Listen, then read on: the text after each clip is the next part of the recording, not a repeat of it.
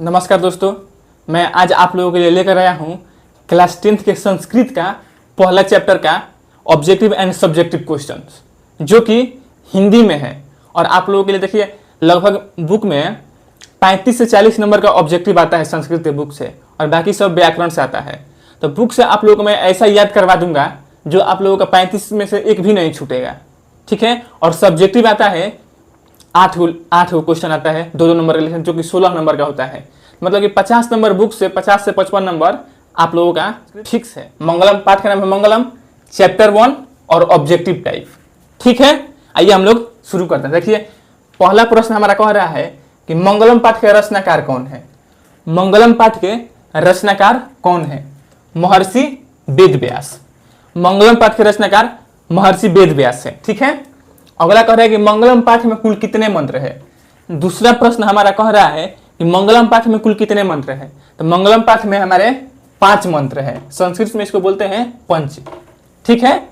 Third number हमारा प्रश्न कह रहा है कि मंगलम पाठ कहां से लिया गया है। मंगलम पाठ कहां से लिया गया था? मंगलम पाठ हमारा उपनिषद से लिया गया है। मंगलम पाठ हमारा उपनिषद से लिया गया है, ठीक है। अगला कह रहा है, चौथा नंबर हमारा प्रश्न कह रहा है कि उपनिषद के अंतिम भाग में किस शास्त्र का वर्णन है। चौथा नंबर प्रश्न हमारा कह रहा है कि उपनिषद के अंतिम भाग में किस शास्त्र का वर्णन है। तो दर्शन शास्त्र का वर्णन है। उपनिषद के अंतिम भाग में दर्शन शास्त्र का वर्णन है, ठीक है। 5 नंबर प्रश्न हमारा कह रहा है कि सभी जगह किसकी महिमा प्रधानता से गाई जाती है। सभी जगह किसकी महिमा प्रधानता से गाई जाती है? तो परम पुरुष परमात्मा की। सभी जगह परम पुरुष परमात्मा की महिमा प्रधानता से गाई जाती है। जैसे कि देखते हैं, आप लोग देखते हैं हर कीर्तन होता है, शिव चर्चा होता है, अभी बहुत सारे पूजा चलती है, तो उसी हम लोग की महिमा गाई जाती है, ठीक है। अगला प्रश्न हमारा कह रहा है कि महान से महान क्या है। महान से महान क्या है? तो महान से महान हमारा आत्मा है। महान से महान आत्मा है। अगला प्रश्न करेंगे, छोटा से छोटा क्या है। छोटा से छोटा आत्मा है, और सबसे बड़ा से बड़ा भी आत्मा है। आत्मा को हम लोग काट नहीं सकते हैं, ठीक है। आत्मा अमर है, ठीक है। अगला प्रश्न हमारा कह रहा है, किसकी जीत होती है। किसकी जीत होती है? तो हमेशा सत्य की जीत होती है।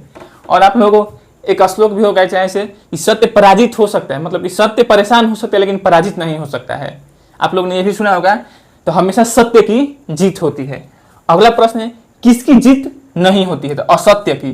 किसकी जीत नहीं होती है? असत्य की। अगला हमारा है 10 नंबर प्रश्न है, सोने के पात्र से किसका मुख ढका है। मतलब कि सोने के पात्र से किसका मुख ढका है। तो सत्य का मुख सोने के पात्र से ढका गया है, ठीक है। देखते हैं हम लोग अपना अगला प्रश्न। अगला प्रश्न 11 नंबर हमारा प्रश्न है कि संपूर्ण जगत किससे ढका हुआ और अनुशासित है।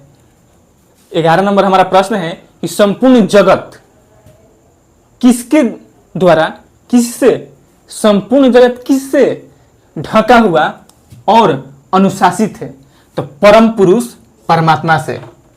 परम पुरुष परमात्मा से। 12 नंबर हमारा प्रश्न है, कौन नाम और रूप को छोड़कर समुद्र में मिल जाती है।